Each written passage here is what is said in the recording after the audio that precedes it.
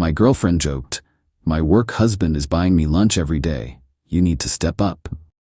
I replied, "You're right." Then I sent her work husband a thank you card with a $50 Starbucks gift card for taking care of her. Her next call came from her panicked HR department. I, 32 male, am a pretty logical person. I work in risk assessment, which means my entire job is to look at a situation, see the variables, and predict the most likely outcome. It's a useful skill. It's just a shame it took me so long to apply it to my own life. My girlfriend, Amelia, 29, and I had been together for 3 years, living together in my condo for the last one. The first 2 years were good. Standard stuff: dinners, weekend trips, meeting the families. Then, about 8 months ago, she got a promotion to a junior marketing manager role at a large, buttoned-up insurance corporation. I was proud of her. But the new job changed things. It started with the name Gregory. Gregory was her new boss, the senior VP of her entire division. Suddenly it was, "Gregory thinks my ideas for the new campaign are brilliant." Gregory took the whole team out for drinks at the Monocle. Gregory said my presentation was the best he's seen in years. I'm not an insecure guy, but the sheer volume was a lot. I'm all for having good relationships with your colleagues, but this felt different. It felt like validation seeking. Then, about 3 months ago, the work husband joke started. It was cute at first. "Ha, my work husband Gregory is bringing me coffee again." Then it got less cute. "Gregory and I are so in sync, it's crazy. We finish each other's sentences." I tried to talk to her. "Babe, the work husband thing is a little weird, don't you think? He's your boss." She'd roll her eyes. "Oh, stop. Don't be one of those jealous boyfriends. It's just an office joke. It's networking." Last week, we were out for dinner at a place I picked and paid for. She was on her phone most of the time, smiling at texts. "Good day at work?" I asked. "Amazing," she said, not looking up. "Gregory approved my budget for the spring campaign and he bought me lunch again. That's like the 3rd time this week. He's the best." She finally put her phone down, looked at me, and smirked. "Honestly, my work husband is buying me lunch every day. You need to step up." She laughed, like it was the funniest joke in the world. I just stared at her. All the little red flags, all the dismissive comments, all the late-night team texts, they all clicked into place. My job is risk assessment. And the risk I was assessing right now was that my girlfriend was, at best, emotionally cheating on me with her married 40-something boss, and at worst, I was the clueless idiot funding her life while she was auditioning for a new one. And she wasn't just doing it, she was mocking me for it. "You need to step up." A weird calm washed over me. The hurt was there, but it was underneath a thick layer of clarity. I smiled back, a small, tight smile. "You're right," I said. "That's very generous of him. I should thank him." Amelia's smirk faltered just for a second. "What? Don't be weird." "No, I'm serious. It's nice to know someone is taking care of you at the office. I'll step up." The rest of dinner was quiet. She went back to her phone, probably texting Gregory. I just ate my meal and planned. The next morning, I did my research. It took 10 minutes. Gregory's full name from her LinkedIn. A quick search. Found his wife's very public Facebook page. Pictures of their 2 kids in a boat. Lovely. Then I found what I was really looking for. Amelia's company is a publicly traded insurance giant. They have to post their corporate governance policies online. I found the 80-page Code of Conduct and Ethics PDF. I skipped to the section on personal relationships in the workplace. It was ironclad. Any romantic or personal relationship between a manager and a direct subordinate was a critical conflict of interest and strictly prohibited. It specified that even the appearance of such a relationship could result in an immediate investigation and disciplinary action, up to and including termination. It also specifically mentioned that managers giving or receiving excessive personal gifts or benefits to subordinates was a fireable offense. They'd built the entire trap themselves. I went online. I ordered a $50 Starbucks gift card. Then I ordered a very bland, professional thank you card. I paid extra for next-day delivery. When the card arrived, I wrote in it with my neatest, most earnest handwriting. "Dear Gregory, I'm writing to send a small, sincere thank you for all the support you've been giving my girlfriend, Amelia Vance. She mentions you all the time, especially how you've been kind enough to buy her lunch almost every day of the week. In this busy world, It's just wonderful to know she has such a supportive and generous manager looking out for her. Thanks for taking such good care of her. All the best, Liam Forster, Amelia's. I put the gift card inside. I addressed it to Mr. Gregory Stilton, Senior VP of Marketing, at his corporate office address. I mailed it on Tuesday. The rest of the week was normal. I was polite but distant. Amelia didn't notice. She was too busy on her phone, working. Friday, 2:30 p.m. I'm in the middle of analyzing a spreadsheet. My phone buzzes on my desk. Missed call. Amelia.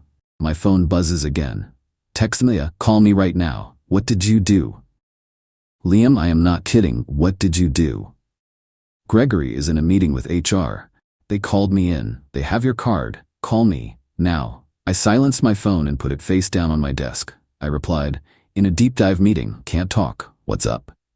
I finished my workday. I drove home slowly, listening to a podcast about economic history. I felt nothing, just quiet. I got to my condo. Amelia's luxury sedan, the one I co-signed the lease for stupidly, was parked crooked in her spot. I walked in. She was standing in the living room, in her full corporate armor, but her face was pale and blotchy. She'd been crying.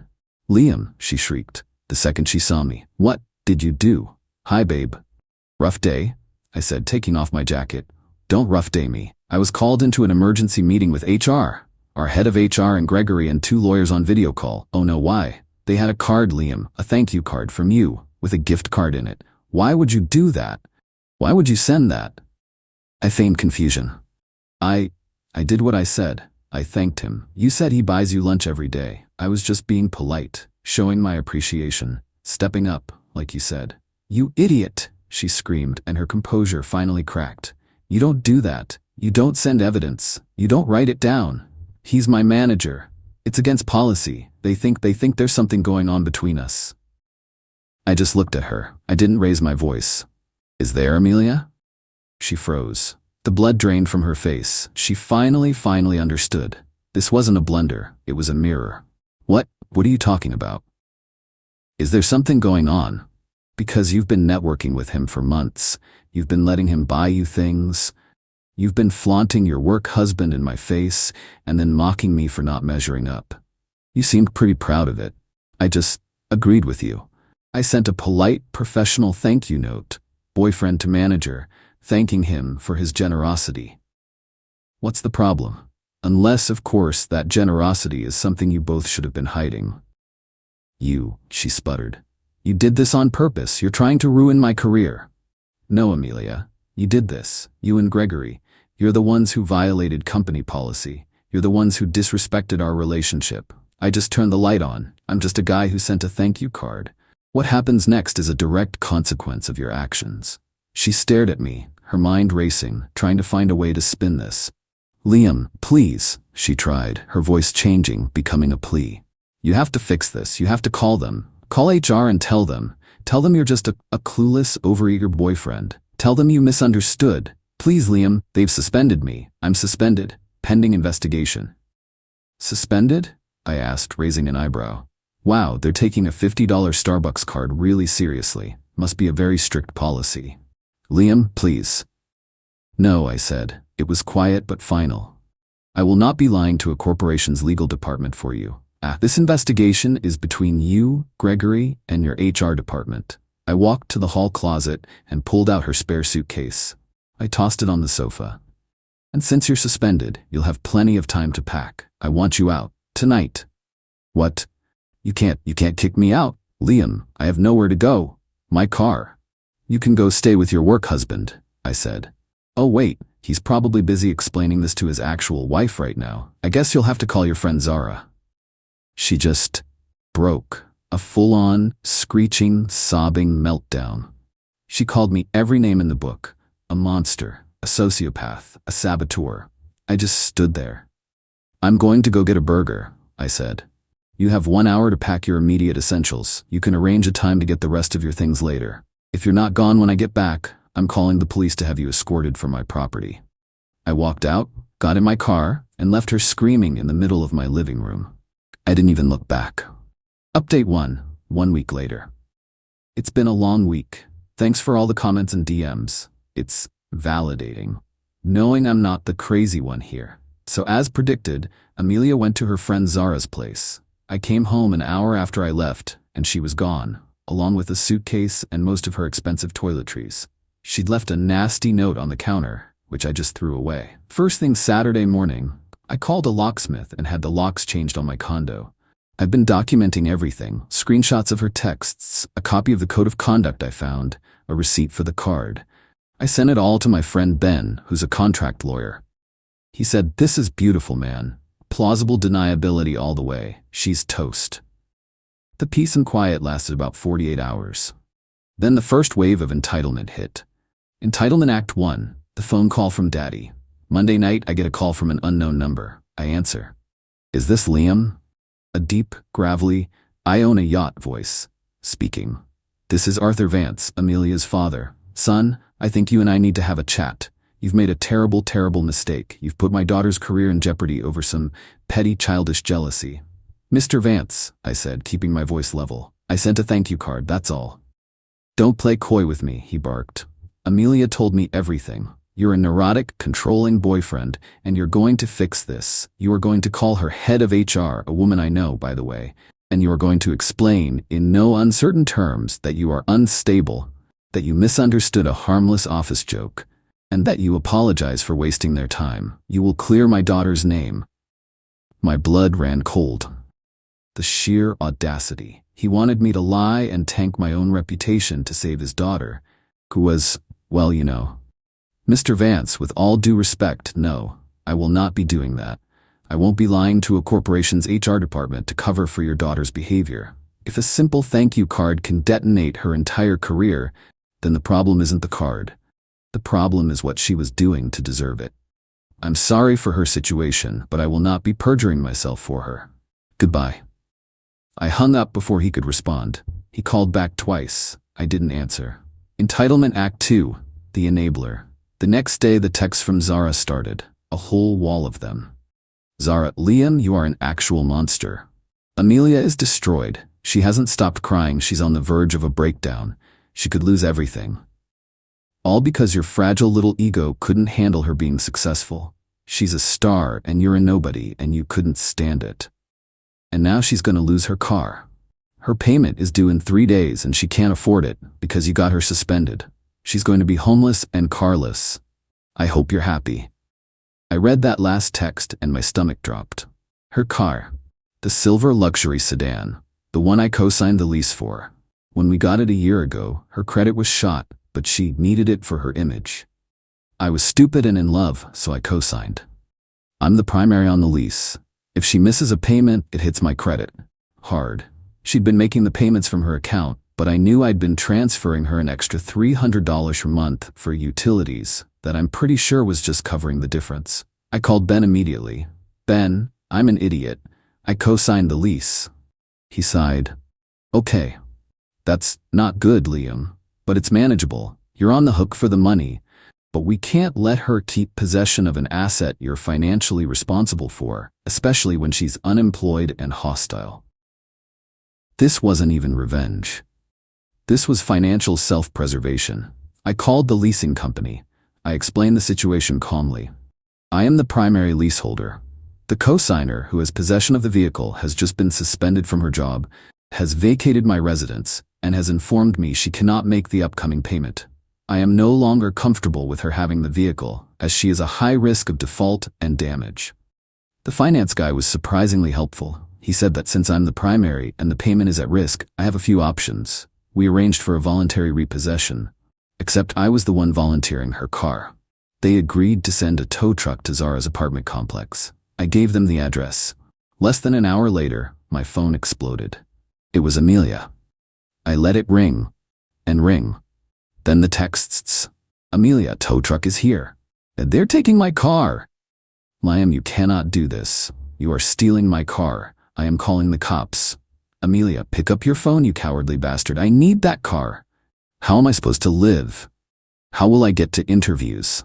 I waited a beat, then I replied, "That sounds like a you problem, Amelia. You joked that I needed to step up. I'm stepping up to protect my own finances. You wanted a work husband to take care of you. Ask him for a ride."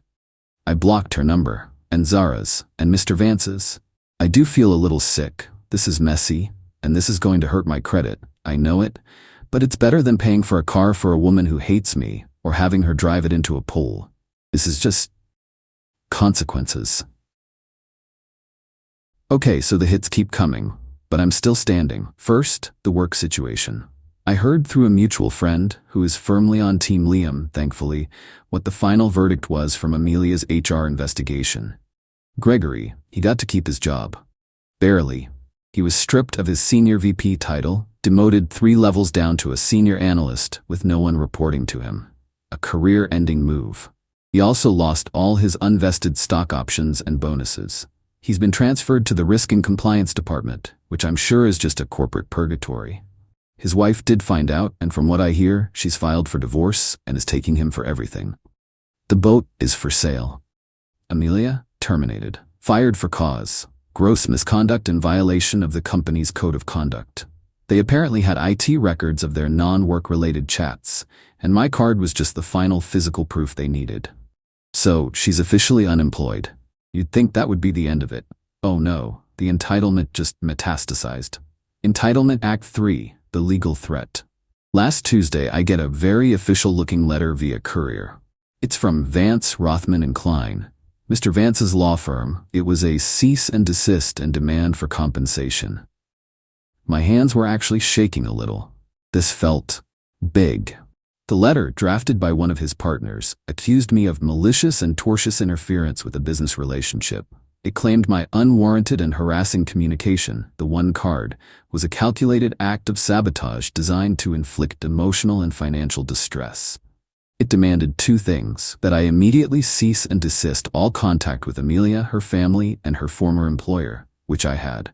That I pay Amelia the sum of $50,000 for damages related to her termination, loss of income, emotional distress, and reputational harm. $50,000. I read it twice. They were billing me for getting her fired. I immediately scanned it and sent it to Ben. Ben called me back laughing. Oh, this is rich.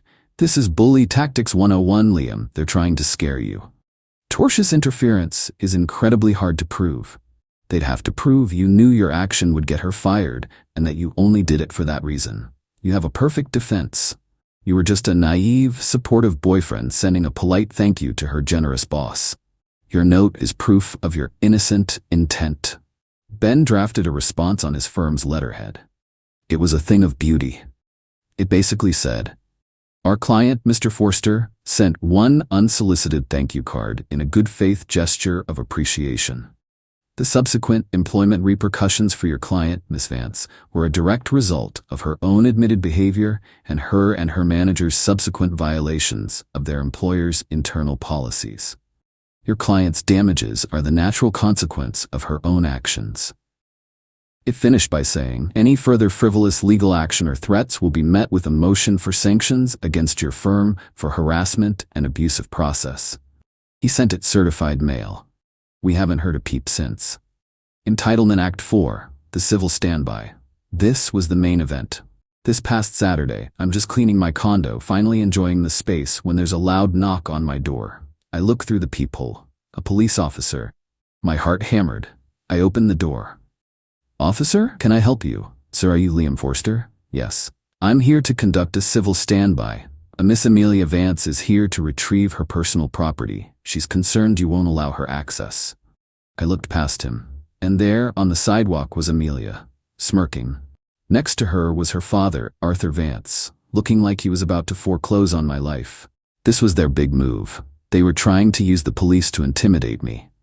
"Oh, absolutely, officer," I said, all calm and reasonable. "I'm happy to help. I've actually had all her belongings boxed up and waiting for her for weeks. She just never arranged a time to get them." I opened my door wider.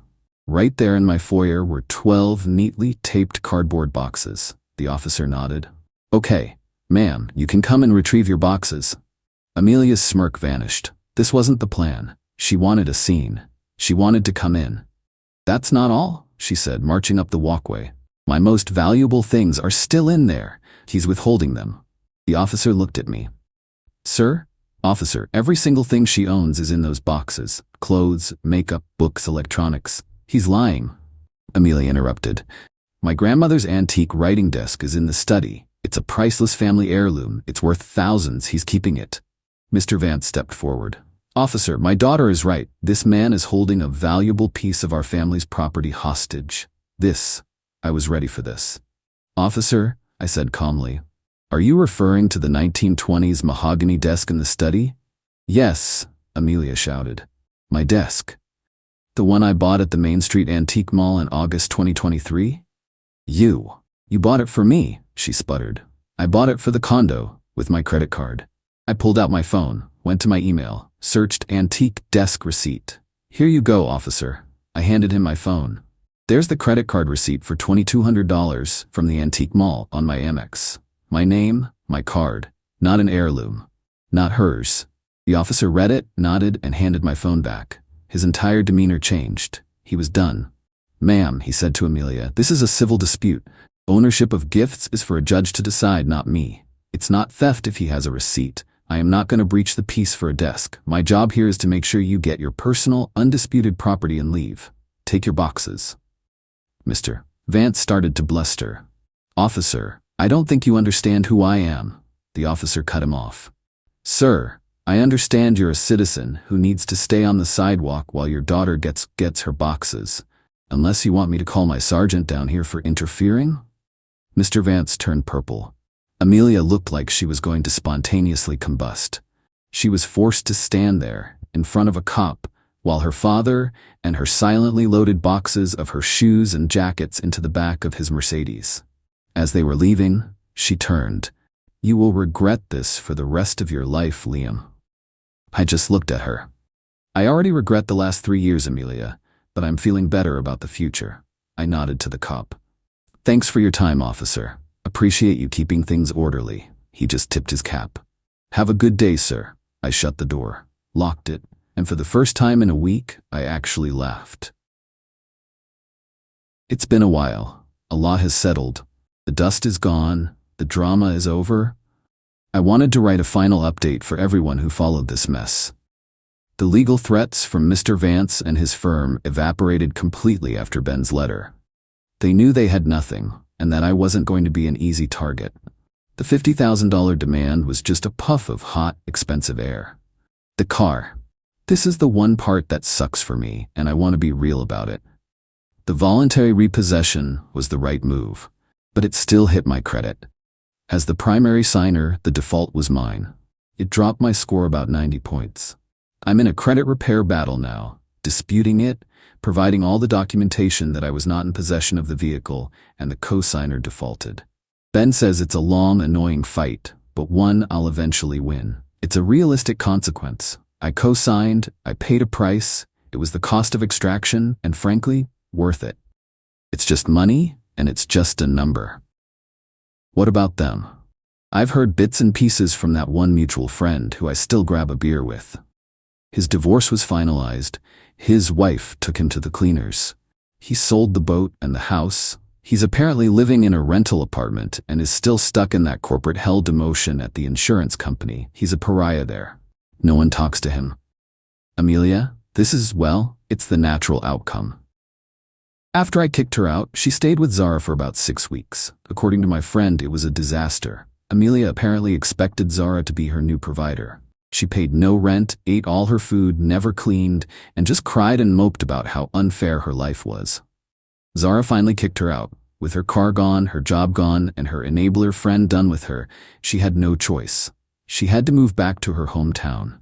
She's living with her parents. Her father, Arthur Vance, is apparently furious at her. Not for the cheating, but for the embarrassment. Getting fired so spectacularly and having his legal threats swatted down by a no-name contract lawyer, Ben loves that part, was a huge blow to his ego. Amelia is no longer the successful marketing exec. She's working an entry-level admin job at a local insurance office in her small town. The luxury life is gone. As for me, I'm good. I really am. The credit thing is a headache, but it's a solvable headache. My condo feels like my space again. I sold that stupid desk, by the way. Got $1,800 for it, which I used to pay Ben for his time and to take a long weekend vacation. I've been dating someone new for about 2 months. Her name is Maya. She's a landscape architect. She spends her days designing parks, not networking. When I told her the story, she just stared at me and said, "A work husband? That's the stupidest thing I've ever heard. Why would you want to be married to someone at work?" Yeah, it's a nice change of pace. I don't feel like I won some epic revenge. I feel like I survived a parasite. I didn't set out to ruin her life. I set out to show her I wasn't a fool. I sent one single polite thank you card. She and Gregory had built a house of cards on a foundation of lies and arrogance. All I did was send a $50 gift card, and the whole thing came crashing down. They didn't face my revenge, they faced consequences. And I'm finally at peace.